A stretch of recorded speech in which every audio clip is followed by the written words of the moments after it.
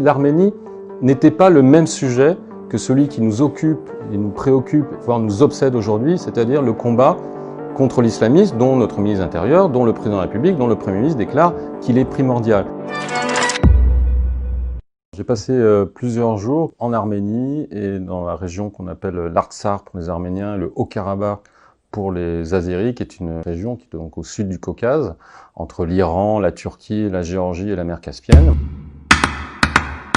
Lorsque l'URSS a explosé, eh bien, cette région a demandé son rattachement à l'Arménie, les Azéris n'ont pas voulu, une guerre a été enclenchée, les Arméniens ont gagné. Et cet automne, l'armée azérie, soutenue, voire commandée par des Turcs, par l'armée turque, la deuxième armée de l'OTAN, et des mercenaires djihadistes venant de Syrie, via la Turquie d'ailleurs, par la volonté d'Erdogan, ont décidé d'attaquer et de récupérer cette région. Ce sont du côté arménien des tranchées. On est dans les tranchées de 14-18. C'est vraiment une nation en armes. Et les gens ne sont pas du tout militaristes, pas du tout nationalistes, pas du tout guerriers. Ils disent juste, si on ne se bat pas, nous serons exterminés. Qu'ils aient raison ou non, en tout cas, c'est leur raisonnement. Et donc, ça leur paraît naturel de prendre leurs armes. On a vu dans les hôpitaux des blessés avec des blessures très impressionnantes, notamment des gens brûlés au phosphore. Le phosphore est interdit, bien entendu, utilisé par l'armée azérie pour nettoyer les forêts, parce que c'est compliqué de traverser une forêt pour aller d'un point à un autre, surtout en montagne. Donc c'était plus pratique de bombarder au phosphore, sauf que parfois il y avait des civils. Ce qui a été frappant dans ce conflit, c'est le silence et l'absence de la diplomatie européenne et française en particulier. Les Arméniens sur place me disaient, votre président au moins, il a désigné l'agresseur, Aliyev, l'Azerbaïdjan. Il a dit qu'il y avait des mercenaires djihadistes via la Turquie qui étaient venus, donc ça, Macron l'a dit.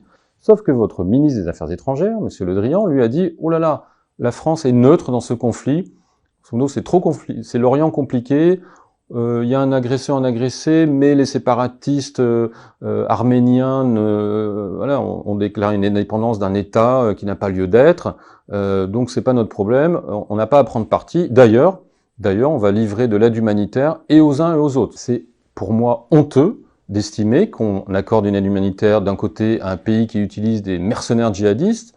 À ma connaissance, ce sont nos ennemis, y compris en France, et de l'autre côté, notamment, des civils, des femmes, des enfants. Est-ce que vous avez vu des groupes parlementaires s'offusquer? Est-ce que vous avez une résolution à l'Assemblée nationale ou au Sénat condamnant l'agression azérie, condamnant l'utilisation de mercenaires djihadistes venant de Syrie, qu'on a combattu, que les soldats français ont combattu et combattent aujourd'hui au Mali, dont nous subissons les assauts avec le terrorisme en France? Rien du tout. Comme si l'Arménie n'était pas le même sujet que celui qui nous occupe et nous préoccupe, voire nous obsède aujourd'hui, c'est-à-dire le combat contre l'islamisme.